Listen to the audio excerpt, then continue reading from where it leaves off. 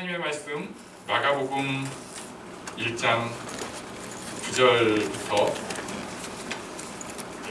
15절까지의 말씀 저와 교독하시겠습니다. 마지막 절은 같이 읽습니다. 곧 물에서 올라오실새 하늘이 갈라짐과 성령이 비둘기같이 자기에게 내려오심을 보더니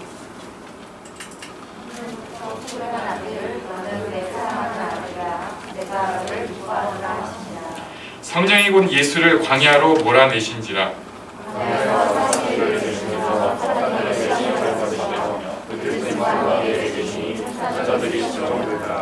요한이 잡힌 후 예수께서 갈릴리에 오셔서 하나님의 복음을 전파하여 이르시되 때가 찼고 하나님의 나라가 가까이 왔으니 회개하고 복음을 믿으라 하시더라. 아멘. 지금이 그때라는 제목으로 하나님의 말씀을 나누려고 합니다. 15절 마지막 절에 보면은 이르시되 때가 찼고 때가 찼다. 그때다. 이 말씀입니다. 그때다. 요즘 우리가 전도서를 하루에 한 장씩 읽고 있는데요. 성경 읽기 이렇게 따라가다가 못 따라가신 분들도 이제 좀 아주 극단적으로 표현을 할게요. 발작적으로라도 따라 읽는 게 좋습니다. 아유 저는요 뭐 교회에서 성경 통독하는 거 맨날 따라하다가 끝까지 못 따라하고 맨날 그랬어요. 아이 괜찮아요. 저도 그랬거든요. 저는 그래도 또 타이틀이 목사다 보니까 따라는 가는데 어떤 식이냐면은 다 따라는 갔어요. 근데 제가 양심에 이렇게 손을 얹고 생각을 하니까 따라만 가는 거지 진짜 그 제대로 읽은 때는 몇 번 없는 거예요. 바쁘니까 얼마나 바빠요. 그래가지고 또 이해가 잘 안 돼요. 또 어떤 데는 그러니까 후루룩 넘어가고 그 다음에 또 숙제 같잖아요. 그래가지고 좀 틈날 때 막 그냥 눈에 이렇게 주르륵 하면서 읽다가 그러다가 또 조금 은혜롭고 아는 데 있으면 또 마음이 정돈이 되면 그때는 또 이렇게라도 따라하면은 우리가 인생을 한두 해 살 사람은 우리 지금 이 중에 거의 없다고 저는 거의 확신합니다. 네. 생각보다 많이 사실 분들이 많거든요. 여기 한 80년 사실 분도 있어요. 그러면은 그렇게 그냥 후루룩 따라가는 것도 자기도 모르게 몇 번을 읽고 나면 어느새 눈에 이제 붙기 시작하는 거예요. 네. 그리고 그때는 좀 교만하게 얘기를 하면 목사님보다 자기가 더 성경이 눈에 들어오는 것 같아요. 목사님이 설명하시면 왠지 유치한 것 같고 자기는 깊은 세계에 들어가는 것 같은 그때 또 조심해야죠. 에이 정신 차려 이 사람 이렇게 해야겠지만 아무튼 생각보다 눈에 바르면서 읽는 것도 도움이 됩니다. 이번 주 지금 읽는 본문 중에 지난주에 전도서 3장이 있었어요. 전도서 3장이 때에 대해서 아주 귀한 말씀이 있습니다. 우리 3장 1절은 같이 읽어보겠습니다. 시작. 범사에 기한이 있고 천하 만사가 다 때가 있나니. 그래서 2절부터 보면 날 때가 있고 죽을 때가 있고 심을 때 있고 심은 것을 뽑을 때 있고 죽일 때가 있고 치료할 때가 있고 할 때가 있고 세울 때가 있고 울 때가 있고 웃을 때가 있고 슬퍼할 때가 있고 춤출 때가 있다. 뒤에 7절에 보면 뭐 찢을 때 있고 꿰맬 때 있고 잠잠할 때 있고 말할 때 있고 사랑할 때 있고 미워할 때 있고 전쟁할 때 있고 평화할 때가 있다라고 말씀한 다음에 11절에 이 때가 있다는 게 어떤 의미인지 좀 어렵지만 설명을 해주세요. 우리 11절도 전도서 3장 11절도 같이 읽습니다. 시작. 하나님이 모든 것을 지으시되 때를 따라 아름답게 하셨고 또 사람들에게는 영원을 사모하는 마음을 주셨느니라. 그러나 하나님이 하시는 일의 시종을 사람으로 측량할 수 없게 하셨도다. 아멘. 모든 것을 하나님이 창조하셨고 때를 따라서 아름답게 하셨어요. 때를 따라서 조화롭게 하셨어요. 때를 따라서 이루어지게 하셨어요. 인간은 영혼을 사모하는 마음을 가지지만 하나님이 하시는 일의 그 때, 그 처음과 끝을 우리는 측량할 수가 없습니다. 하나님은 때를 따라서 아름답게 조화롭게 일을 만들어 가시는데 인간은 그 때를 몰라요. 때를 몰라요. 그래서 어떻게 보면 겸손할 수밖에 없고 어떻게 보면 기다릴 수밖에 없습니다. 그리고 그 겸손과 기다림의 시간이 우리의 믿음의 시간, 믿음을 표현할 수 있는 시간, 또 우리가 지금 살아있는 그 순간입니다.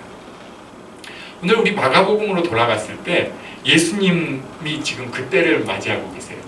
마가복음은 때에 대한 표현이 굉장히 많이 나옵니다. 성경에서 곧 뭐 이런 표현, 즉시 뭐 이런 표현이 막 계속 샘솟듯 나오는 데가 마가복음이에요.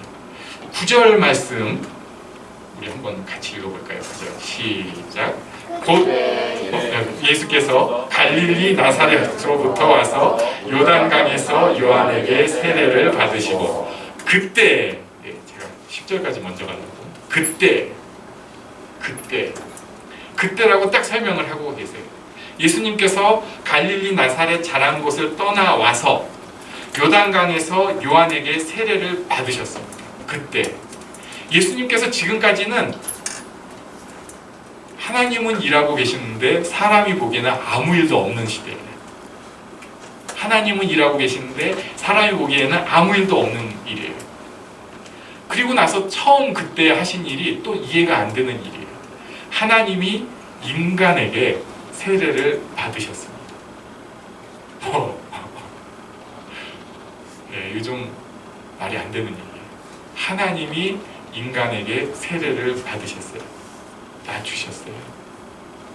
자기를 인간으로 낮추셨어요. 하나님의 일에 예수님께서, 하나님 대신 예수님께서 순종하셨습니다. 그랬더니 어떻게 됐는가? 10절 여기 읽어보겠습니다. 시작. 곧 물에서 올라오실 때 하늘이 달라짐과 성령이 비둘기같이 자기에게 내려오심을 보시더니, 세례를 받고 지금 우리는 이제 안수례라고 합니다. 세례를. 그래서 물을 종지에다 담아가지고 물을 이렇게 손에다가 촉촉 적셔가지고 뿌리고, 이건 실제로 신약 성경의 사도행전 시대 때부터 있던 세례 율법이기도 해요. 물이 없는 곳에서 이렇게 하기도 하고, 또 물을 어떤 분은 장갑을 물에 이렇게 푹 담그시더라고요. 하얀 장갑. 그래가지고 물이 뚝뚝뚝뚝뚝 떨어지는데 그걸로 세례를 베푸면서 하니까 물이 여기서 꾹 눌러주면 장갑이 짜지면서 물이 쭉 내려와요. 왜냐하면 물 속에 우리가 잠겨졌다는 것을 극화, 연극처럼 보여주기 위해서 그런 거예요. 그때 당시 처음 세례는 거의 침례였습니다. 그래서 물이 있는 곳에서 세례를 받았어요. 예수님도 지금 세례 요한에게 침례를 받으신 거죠. 물 속에 들어가서 딱 세례를 받고 일어나서 휘적휘적 나오셨는데, 바로 그때 곧 물에서 올라오실 때에 하늘이 갈라졌습니다. 성령이 비둘기같이 예수님께 내려오셨습니다. 또 11절에 보니까 하늘로부터 소리가 났어요. 내 사랑하는 아들이라 내가 너를 기뻐하노라. 예수님께서 하나님의 일을 시작하실 때, 또 하나님의 기뻐하시는 일을 하셨을 때, 하나님 앞에 순종의 모습을 보였을 때 주어지는 하나님의 피드백이 있었습니다. 그것이 오늘 본문에는 그냥 축약해서 얘기하면 성령과 음성이에요. 순종했을 때 주어진 축복이 성령과 음성이에요. 이런 축복이 우리에게 있기를 바랍니다. 우리는 축복하면은 뭔가 뭐 생기는 거 좋아해요. 일이 일어나고, 그래가지고 뭐가 됐어요. 뭐가 나았어요. 뭐가 회복이 됐어요. 뭐가 이런 거를 생각을 하는데, 가장 귀한 응답, 가장 근원적인 응답은 성령과 음성입니다. 요게 사람을 바꿔요. 일이 되어지는 것도 우리에게 중요한 응답이고 참 큰 축복이지만, 더 큰 축복, 더 큰 응답은 성령과 음성입니다. 이 축복이 우리에게 있기를 바랍니다. 자, 이렇게 하고 나니까 두 번째 12절 한번 여기 읽어볼까요? 12절 시작. 성령이 곧 예수를 광야로 몰아내신지라. 아멘. 성령이 곧 예수님을 광야로 몰아내셨습니다. 예수님이 낮추고 순종하셨어요. 하나님도 기뻐하셨고 사랑하는 아들이라고 선포해 주셨습니다. 성령과 음성이 주어졌어요. 예수님이 지금 축복의 존재다, 하나님의 뜻을 이루는 사람이다, 하나님의 기뻐하심을 입은 자라는 게 보여졌어요. 가장 큰 응답인 성령과 음성이 왔어요.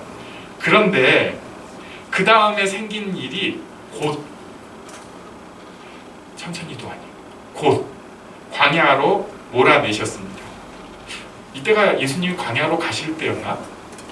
몰아내시다라는 표현은 내가 선택할 수 없는 상황이라는 뜻을 가지고 있습니다. 그냥 떠밀려가는 상황이에요. 그런 지하철은 별로 안 타고 싶은데 간혹 어쩔 수 없이 딱 탔을 때 지하철에서 사람들이 너무 많아가지고 내가 내릴 역이 아닌데 이렇게 우르륵 하고 내렸다가 다시 타야 될 때 있잖아요. 제일 억울한 건 내렸는데 못 탈게요. 저는 아직까지는 그래도 다 탔어요. 네. 감사합니다.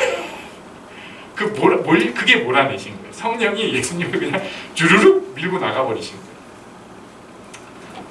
순종했는데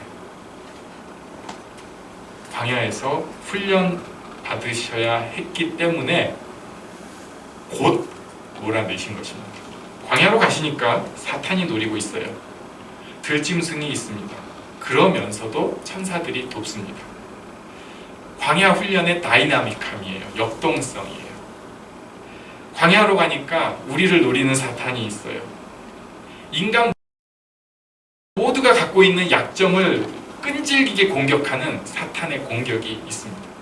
들짐승이 있습니다. 위험하고 불편하게 합니다. 그런 와중에 또 천사가 도와요. 광야는 우리를 하나님의 자녀답게 만들어가는 곳입니다. 광야가 없으면 나는 괜찮은 줄 아는데 하나님의 자녀답지 않아요. 광야 때문에 우리가 그나마 하나님의 자녀다워 보여요. 우리 옆에 계신 분에게 하나님의 자녀이셔요 이렇게 한번 말씀해 주시겠어요? 하나님의 자녀이셔요. 자녀답게 만들어 주셔요. 어떤 사람은 이게 오래 걸리는 사람이 있습니다. 제일 오래 걸린 사람의 대표가 모세입니다. 40년짜리 광야 40년짜리. 그래서 모세는 하나님의 완벽한 대언자 역할을 하게 되었어요. 특별한 사람이에요. 우리는 40년 광야는 못 삽니다.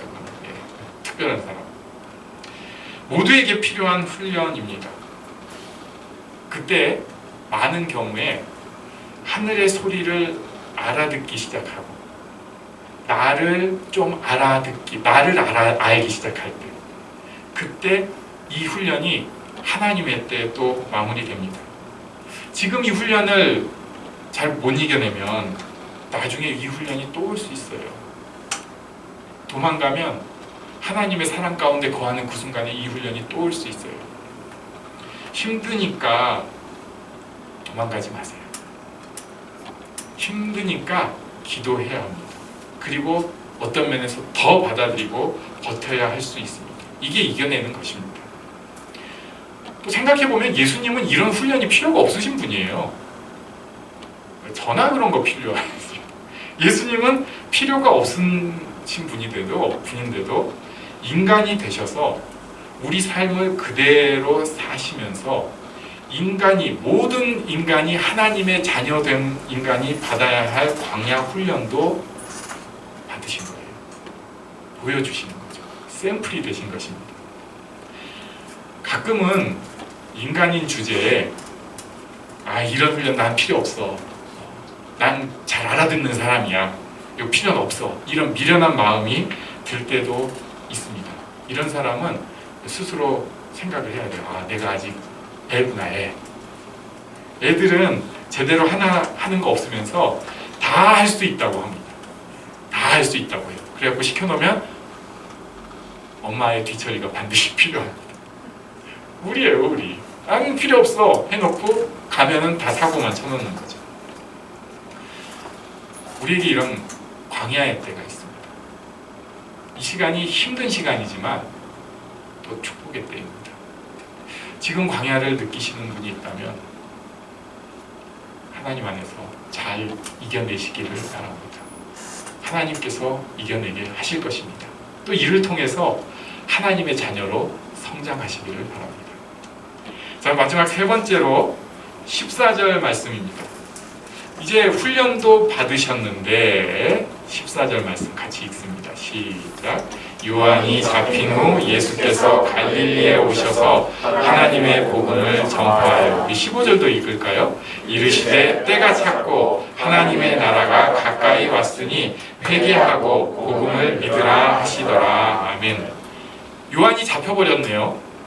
동역자이면서 자기 예수님의 길을 예비한 귀한 선지자입니다. 그런데 그가 잡혀버렸습니다. 헤롯 왕에게 잡혔습니다. 위축되고 불편한 상황입니다. 그러나 이때가 제대로 하나님의 복음을 전파할 때였고, 그래서 예수님께서 복음을 전파하기 시작하셔요. 15절에 우리 아까 처음 본 대로 때가 찼다, 하나님 나라가 가까이 왔다, 그리고 우리에게 주어진 것은 이제 회개하고 복음을 믿을 때다 라는 것을 알려주셨습니다. 지금이 어떤 때인가? 항상 예수님의 이때입니다. 어떤 때? 회개하고 복음을 믿을 때입니다. 첫 번째, 회개가 필요합니다. 회개는 턴, 돌아섬을 뜻합니다. 가장 큰 돌아섬이 무엇인가? 자신이 죄인임을 고백하는 것입니다. 자신이 죄인임을 고백하는 것은 자신이 무능하다는 것을 인정하는 것입니다. 우리는 사람들이랑 비교하면서 내가 좀 괜찮다고 자꾸 얘기를 해요. 제발 그러지 마세요. 미련한 짓이에요. 무능한 거 맞아요. 괜찮은 사람도 맞지만 무능해요. 어떻게 하겠어요? 우리가 죄를 어떻게 이겨? 오늘도 죄 짓고 내일도 죄 짓고. 도움이 있어야 살 수 있는 존재라고 고백하는 것입니다. 난 내가 할 수 있어. 할 수 있죠. 하나님이 힘주시지 않으면 못해요. 하는 척은 할 수 있어도 진짜는 못해요.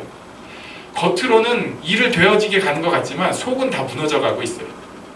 많은 사역자들이 왜 자빠집니까? 겉모양은 흉내를 내고 자기도 그럴듯하게 따라갔는데 사실은 흉내낸 거예요. 나는 못하게 돼 있어요. 그러니까 그 다음에 와르르 무너짐이 심해집니다. 회개가 필요합니다. 턴이에요. 턴. 하나님, 저 밀려납니다. 저 부족합니다. 저는 하나님의 도우심이 필요하고요, 사람의 도움이 필요합니다. 이걸 꼭 인정해야 합니다. 저 피곤해갖고요, 자꾸 사람들 이거 없는 게 좋아요. 저 혼자 있는 게 좋아. 물론 혼자 있는 거 좋아요. 그런 필요가 있지만 혼자서만 있으면, 나를 돕는 사람이 없으면 우리 큰일 날 사람이에요. 이걸 인정해야 합니다. 저는 그냥 독고다이 혼자서 신앙생활 하는 게 시험도 안 들고 무지 좋은 것 같아요. 회개 안 해서 그래요. 진짜 회개를 안 해서 그렇습니다. 우리는 옆 사람한테 상처 막 받으면서도 그 사람이 필요한 그런 부끄럽고 약한 존재예요. 연약한 존재입니다. 저는요 이 애들 때문에 그냥 힘들어가지고 어쩌고 이 애가 그냥 제 발목을 잡아가지고 신앙생활을 못하고, 그 애가 필요한 존재가 나예요. 내 발목 잡는 그 애 때문에 어떻게 보면 내가 그나마 신앙생활 할 수 있어요. 인정하는 것입니다. 이걸 고백하는 것이고, 이게 회개입니다. 두 번째는 복음을 믿는 것이 필요합니다. 그냥 단순히 회개 끝 아니고요, 그 가운데 하나님의 기쁜 소식, 예수님이 나와 함께 하신다, 예수님의 사랑이 나를 지킨다, 예수님께서 나를 위해 지금도 일하고 계신다, 이 복음을 믿는 것입니다. 믿는다는 것은 이 복음이 보이지 않는다는 얘기도 같아요. 우리 보이는 거는 다 뭘 믿어요. 그냥 그러네.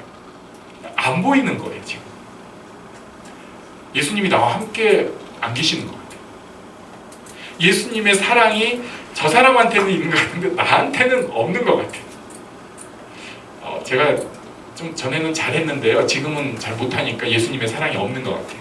네. 이럴 때 믿음이 필요합니다. 이럴 때 믿음이 필요합니다. 지금도 나를 사랑하시고 일하고 계신다는 것이 보이지 않기 때문에 믿음이 필요합니다. 복음을 믿는 거예요. 인정하고 받아들이고 선포하고 의지하는 것입니다. 하나님을 향한 나의 사랑의 고백이 바로 이 믿음에 있습니다. 그러면서 또 다시 한번 선언합니다. 지금 내 삶이 하나님의 인도 가운데 있습니다. 그런 일은 좀 없었으면 좋았는데 그 일도 하나님의 허용 가운데 있는 일입니다. 나는 이해가 안 되지만 그걸 인정해야 돼요. 그렇게 할 수 있는 사람은 허망한데 내 마음 다 쏟지 않고 예수님을 나를 향한 사랑에 대한 믿음을 가지고 나에게 주어진 인생의 그 길을 어려워하지만 광야를 느끼지만 기뻐하고 감사하면서 걸을 수 있습니다. 회개하고 복음을 받아들인 사람의 특징이에요. 기뻐하고 감사하면서 내게 주어진 삶을 걸을 수 있습니다. 이 축복이 우리들 모두에게 있기를 바랍니다.